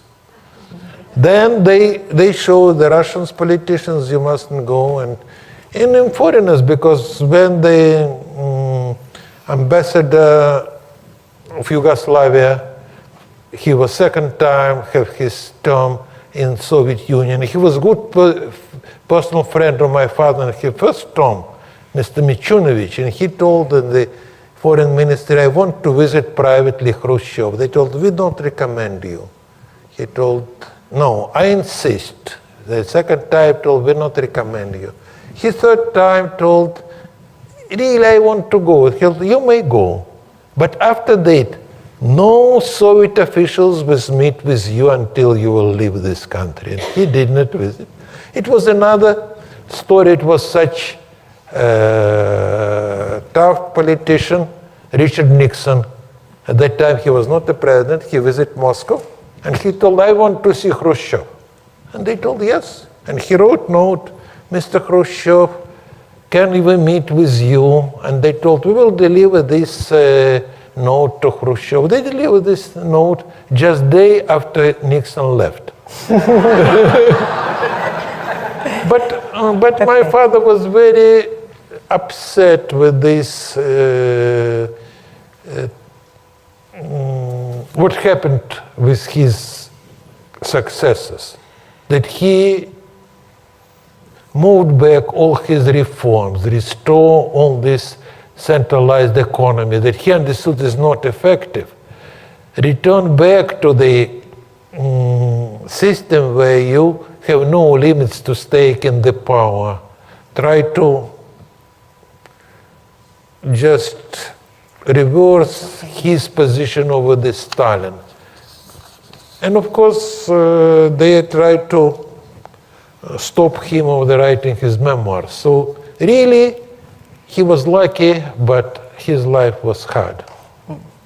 So we're very close to the end, and I see Fred wanting us to be at the end, but I'm going to incur his wrath, because what I'm going to do is, we have two more questions, one here and one very patient that's been on the screen from somebody who's watching the podcast, but I'm going to ask the panelists to be unbelievably brief with your questions, and then we can do follow-ups post so that we don't keep anybody longer than they want to be here. So, yes. Hello, my name is Devin Hayes. I'm a student of journalism at Conestoga College, and I was obviously not alive during the Cuban Missile Crisis. Rub it in, go ahead, fine, we're used to it. My question is very general, and it's for all three of you.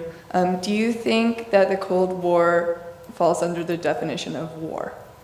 Cold War? Is a Cold War war? Jimmy, you get 15 seconds. Millions of people died in violent conflict during the Cold War.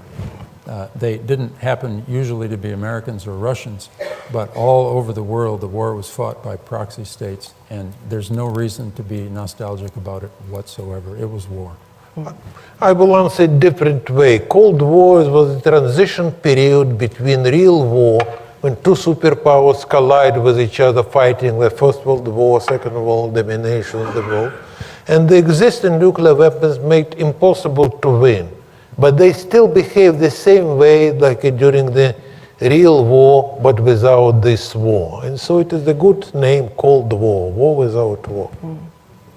So, Janet. All right, last question here is from Kenneth in Waterloo. The Cuban Missile Crisis is arguably a non-event.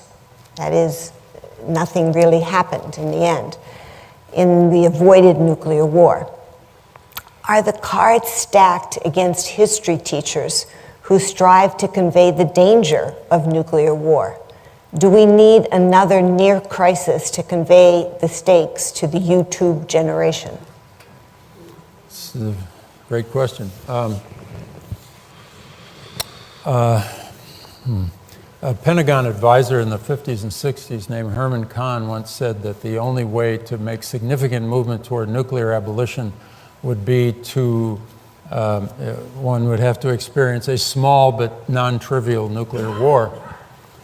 5-10 million people die maybe.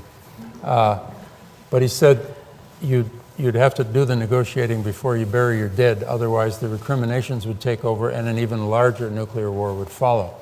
Now, we all hope that's not true, but there's still something like 19,000 nuclear weapons around the Earth. A very small proportion of that is all that's necessary to destroy life as you know it and we know it. So the question is how to motivate people when they just don't seem to be in touch with the reality of what will happen. Will movies do it? Will videos do it? Will books do it? Will speeches do it? Some combination? I don't know, but some of us are working on it. We'll see. We have a special place in our heart for history teachers who are really on the front lines. And I think it's really a wonderful question, first of all, Kenneth, that you're asking that. Because I think, especially now, it's 50 years, 51 years after the missile crisis, virtually all of the main participants are dead. So you don't even have the compelling first person, I was there kind of stories. So we have to figure out ways to vicariously invent this time machine. Because unless you can, right now, when you study the Cuban Missile Crisis or you hear about the Cuban Missile Crisis, it's already 50 years ago. You knew we didn't blow up the world.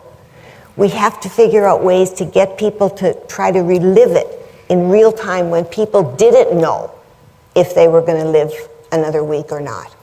So it's a very important question. Sergei, Yes, last and word. I think that it is one thing we have to remember. In 50s, for the military, American military, Soviet military, nuclear weapons were just weapons. In 55, Marshal Zhukov conducted exercise with real nuclear explosion, and division of the Soviet troops just went through this radioactive cloud because he told we have to train them how they will deal during the nuclear attack. So it's need to change mentality. First it was politician. Maybe to the politician during the Cuban Missile Crisis and close to this, they started to understand that no, nuclear weapons now it's not weapons that can be used. And it is the weapon that have to just balance different countries and prevent the war.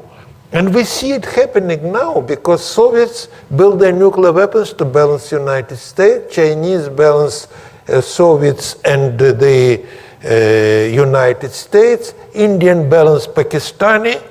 By the way, I will say the same, but I will say that Iranian try to balance Israel's. Sure. And we don't know that they really want to launch anything. They want to prevent to be attacked.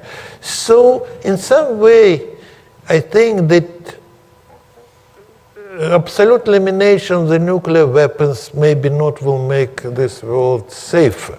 But we have to be very cautious understanding that they are not safe. Because you know that all this complicated technology have required to be very cautious and follow all the procedure.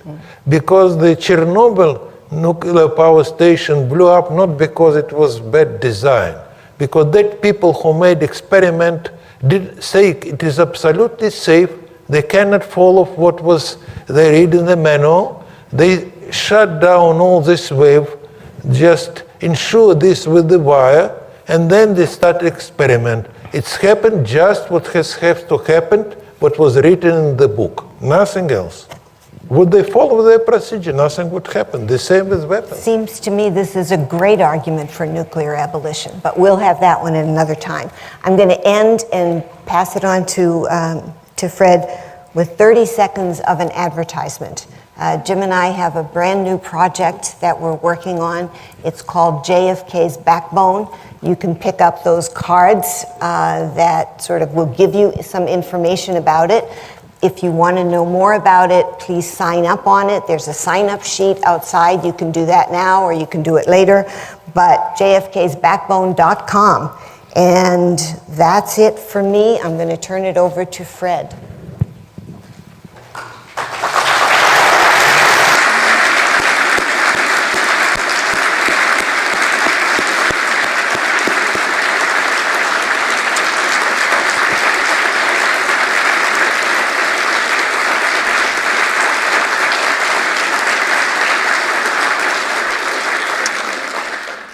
Thank you so much. And a few quick comments before we adjourn. I want to thank our guests for the exceptional presentation. You took us on a time machine journey. It was as though you invoked Kennedy and Nikita Khrushchev right into the room. It's interesting to imagine an imaginary past that might have been. But as you approach the end of the discussion, you also emphasize that it's important to imagine the future we want. And so this exercise tonight had important lessons for that exercise. Do we listen to hawks or doves? Do we look for military solutions, or do we engage in diplomacy and engagement through negotiation? So for stirring those thoughts and for stirring our imagination and for channeling the spirit of Jack and of your father, Sergei Nikita Khrushchev, thank you so much for coming to Waterloo. Thank you for the presentation tonight, Sergei, Jim, and Janet.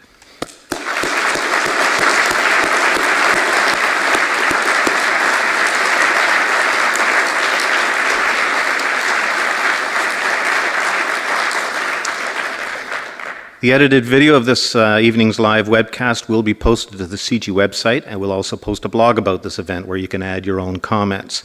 In addition, watch for a segment of CTV's program W5 on Saturday, November 16th, on the 50th anniversary of JFK's assassination, in which certain of tonight's guests may feature. Similarly, look also for CNN's show AC 360 starring Anderson Cooper, which will likely air next Tuesday the 12th, with our experts. The next two public events in the CG Auditorium are both a part of our cinema series. As mentioned tonight, on Thursday, November 21st, you're welcome to attend our screening of Jim and Janet's virtual JFK on the very eve of the 50th anniversary of Kennedy's assassination. And on Tuesday, November 26th, we'll be screening the award-winning documentary Flow in partnership with the museum's Water Tension exhibit and Wilfrid Laurier University. Be sure to register for all of our events, newsletters, for information on other upcoming events. Thank you for coming to CG this evening. We do have a coffee and juice reception in the lobby. I'd ask you, please, sometimes people are so enthused by the presentation, they rush up to the stage and want to talk to our guests right here. Please don't. Exit out to the lobby. We want to get out there immediately with our guests as well and talk to them out there. They'd love to meet you. So thank you again for coming tonight.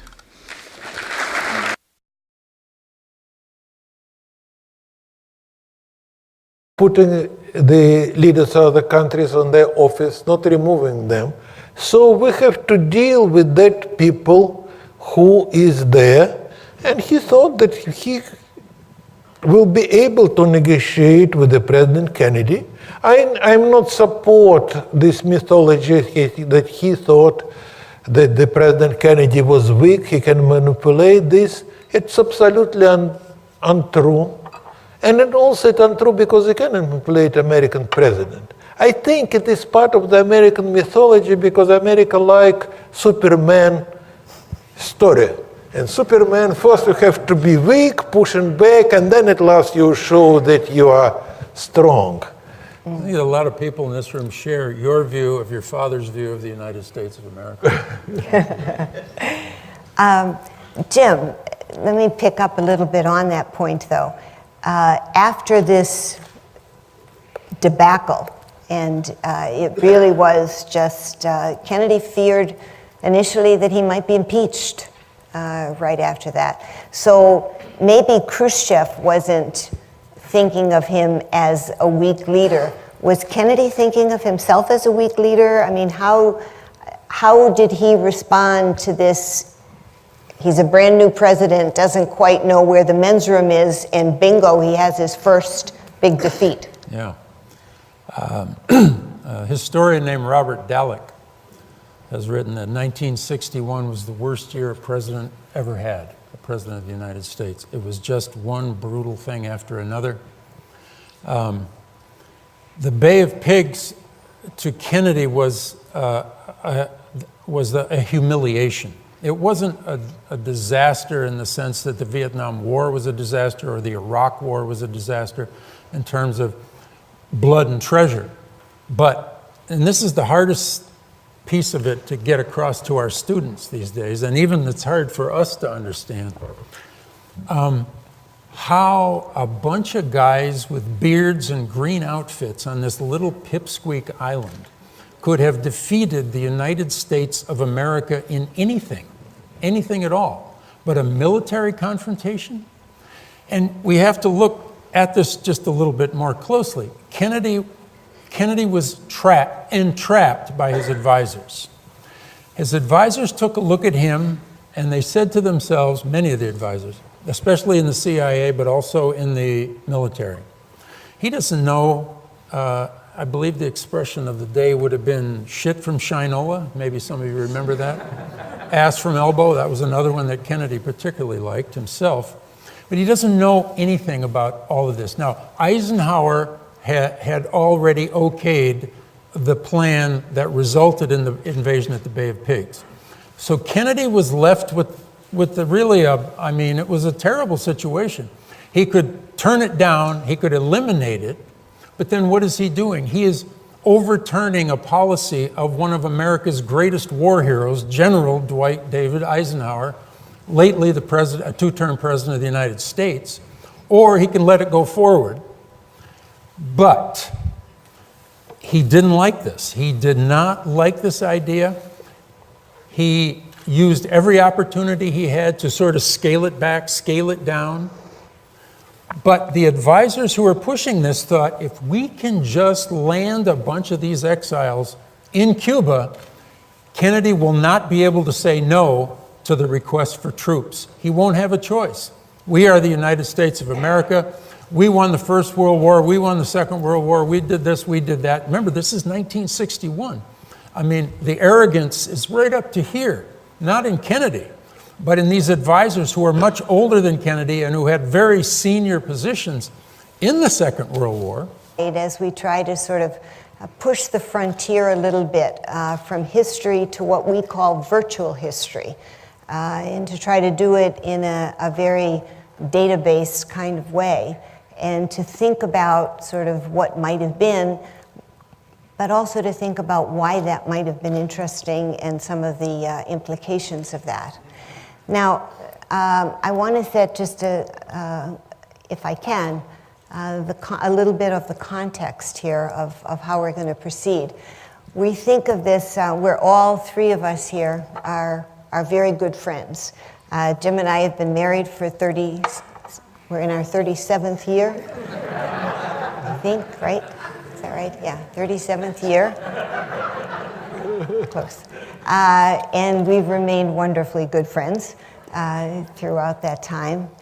And we've known Sergei since the early 80s, and he's been a dear friend and a very, very valuable colleague, as you can imagine, since we've spent decades studying the period of the 60s in which Kennedy and Khrushchev were so crucial. So we will have a bit of an informal style. I will feel quite free to occasionally use these signs here that I have from my two dear friends and colleagues that say 1 minute more please, and another one that says time to end it. Now, because we want to... You can only try to imagine what happens after that. Given her Italian background. We'll try to not get to that point. We'll also have the ability, let's say, to interrupt each other. Basically, if there's something that Sergei has said that I think Jim might want to respond to, or vice versa. So it's a very informal atmosphere that we're setting up, and we hope that by the end of this time, you will also feel very comfortable then in asking your questions to Jim and Sergey, and we'll have the microphones there, and we'd be very interested in your comments.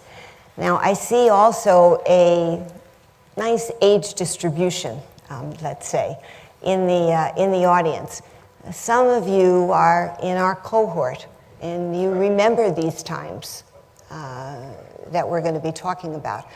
Others of you clueless in terms of experiencing it, but we're grateful that you've come to want to learn about it. And so what we're going to try to do is to create a time machine.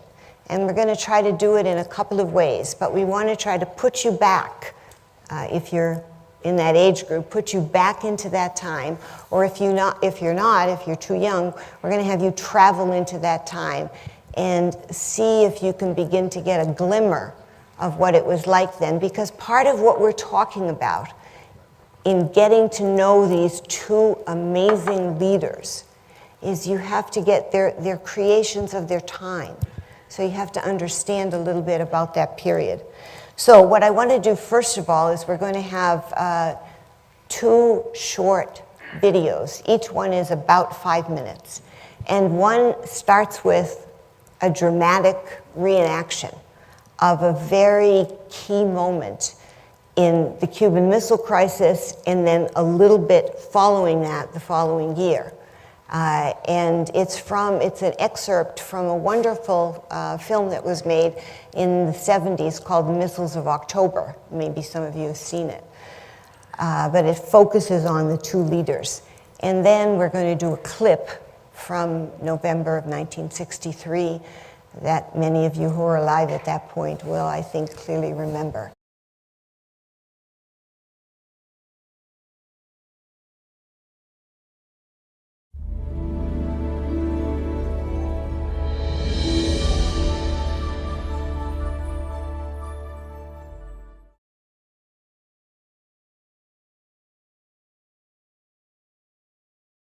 Good evening, ladies and gentlemen, and welcome to the Center for International Governance Innovation, or CIGY, as we say. My name is Fred Kuntz, and I'm the Vice President of Public Affairs here at CIGY.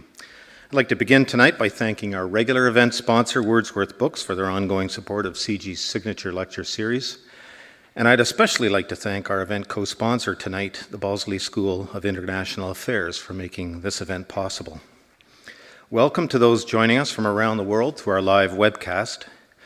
And following this evening's address, we welcome questions from both audiences at the microphones here at CIGY or through the live chat function on your screen. Please remember to state your name and to keep the questions brief. Tonight we have the privilege of welcoming three historical experts to the CIGY stage to discuss what 6 more years may have looked like had President Kennedy, John F. Kennedy of the United States, and Soviet Chairman Nikita S. Khrushchev been able to continue their terms in office through 1963 to 1969. Both leaders had been deeply shaken by the 1962 Cuban Missile Crisis that brought the world to the brink of nuclear war. And as a result, history has wondered what their future confrontations or collaborations might have looked like. However, in 1963, Kennedy was assassinated. And in 1964, Khrushchev was removed in a coup. So here tonight to help us imagine what might have happened are Sergei Khrushchev, a senior fellow at the Thomas J. Watson Jr. Institute for International Studies at Brown University. He grew up in Kiev, Ukraine, the son of the Soviet chairman. Trained as a nuclear engineer, Sergei has developed over the years into an acclaimed political scientist, historian, and writer. He's authored books and articles about his father, including Khrushchev on Khrushchev and Nikita Khrushchev, Crises and Missiles. He brings a unique and intimate knowledge of Nikita Khrushchev's time in office, and we're thankful to have him here in Waterloo tonight as our featured speaker. Jim Blight is the CIGY Chair of Foreign Policy Development at the Balsley School of International Affairs. And since leaving the field of psychology to study at the Harvard Kennedy School of Government, Jim has become an expert in critical oral history research in collaboration with Janet Lang, and has investigated several critical events in U.S. history with this innovative method. Jim has been involved in the making of films, including The Fog of War, 11 Lessons from the Life of Robert S. McNamara, and Virtual JFK, which CG will be screening on November 21st. And so Jim's expertise on the history and governance of JFK will be a valuable contribution to tonight's event. And Janet Lang, who is our moderator tonight. And Janet is a research professor at the Balsley School and in the Department of History at the University of Waterloo. As mentioned, Janet has collaborated with Jim on critical oral history research, and she's co-authored several books, including Becoming Enemies and Virtual JFK, the book that accompanies the film. Janet brings to the conversation a deep understanding of this evening's topic, and we're grateful for her participation. It's a very special program this evening, with some video as well as presentations and a discussion. So please join me now in welcoming all of tonight's guests, Sergei Khrushchev, Jim Blight, and Janet Lang.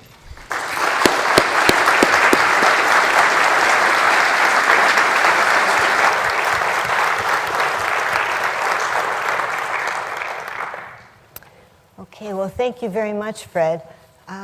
It's really a pleasure for all of us to be here, and we're grateful that so many of you have taken the time to come and be with us tonight. Kennedy is elected, and then very quickly, his reactions, within months, to what he thinks Kennedy has ordered with regard to the Bay of Pigs.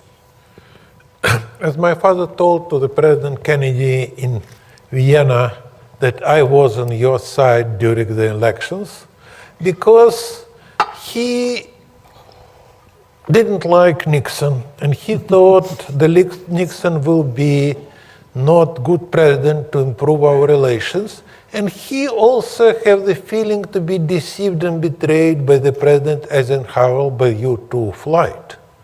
And he thought that it will be good enough possibility to start new relations, because he wanted to stop arm race, he wanted to resolve problem over the Berlin, and he wanted to improve these relations. And Cuba was somewhere between these things, because when Castro took power, he was unknown for the Soviet Union, and the Soviet intelligence and scientists told that we don't know who is he, but for sure he is pro-American and maybe American CIA agent. And it was true. First, where Castro came in April '59 to Washington, D.C., but he was denied by the president. And the Cold War, if you push him off one side, he will be just invited on the opposite side. And Soviet Union started cautiously supply him with the arms, with the weapons. It was the rule at that time, if you have somebody who don't like your adversary, help him. But my father didn't want to be too much involved in this. Castro became a hero in the Soviet Union, for the hero of Soviet youth. And I asked my father, why will not defend him, will not invite him in the Warsaw Pact? And he told that we don't know him. We don't know who is he. If we'll invite him, America will attack them and they will start the nuclear war. And this time maybe he will shake hands with American generals on their territory. So when the Americans or exiles started this invasion, my father thought that it is unclear for him why Americans did them. But of course they will defeat Castro, because if they decided to make such unpopular move, that means that they decided this. And he told it, so it's happened. Historically, Cuba will be free soon or later, but maybe now it is not time ripe enough. But it was the big changes happened at that moment, because the Castro officially announced that now he's joined Soviet bloc. An obligation which superpower to protect all your allies, even risking the war. And Cuba became for the Soviet Union the same as West Berlin for the United States. Small, useless piece of land, deep inside hostile territory. But if not protected, you will lose your face. And this is the main consequences of the Bay of Pigs. Can you tell me, Sergei, how your father thought about Kennedy after that? Did he think of him, I mean, as you said, he was happy that Kennedy won the election. Was he still happy that Kennedy won the election after that? My father was the real politician, and he looked at the Kennedy as the president of the United States, our adversary, but he told, we are not elected, and we're not. So I'm going to spray and throw out here some of my time machine dust to you and invite you now to watch these two videos. So here we have the basics, the crucible of nuclear fear that Kennedy and Khrushchev lived through, their transformation really in an interesting way. After that, the potential for the two of them to have worked together 6 more years after that. And then the murder. And so for over half a century, or about a half a century, people have wondered, what if? What might have been? And there's all kinds of ways to speculate about this. But we think what we want to do is to first ground it in as much understanding as we can get of these two men, so that it's like if you know somebody very well, you then can imagine somewhat plausibly what they might have done. But if you don't know them at all, then it's just a game of, well, this could have happened or that. So we have a very interesting opportunity here tonight to, I think, use both Jim Blight and Sergei Khrushchev to, in a sense, channel John Kennedy and Nikita Khrushchev, try to introduce you a little bit more to these people, to some of the main snapshots of their life, their political life that molded them, and first of all, begin to let you know them a little bit more, and then get into that very provocative what-if question. So I want to point, first of all, to one of I'll call a snapshot that Kennedy and Khrushchev lived through. And this was in 1961, April of 1961, the Bay of Pigs. And what you can see here is that it was a disaster. So you had a group of Cuban exiles that were trained by the CIA, tried to invade and take over Cuba. And it was a disaster in any way that you could possibly define that word. Within 72 hours, the Castro government had either killed or imprisoned all of those exiles who had landed. It was a huge defeat for the United States. Not huge in terms of a big military buildup, but in terms of prestige and in terms of, here's a new president. He'd been inaugurated in January of '61. And early on, Nikita Khrushchev had congratulated Kennedy on his election. There's a very interesting correspondence between the two leaders that I'd encourage you to take a look at anytime. It's all on the web. A few months after this congratulatory letter, the Bay of Pigs happens. So Sergei, I want to sort of ask you, first of all, could you talk about sort of your father's initial feelings on sort of first when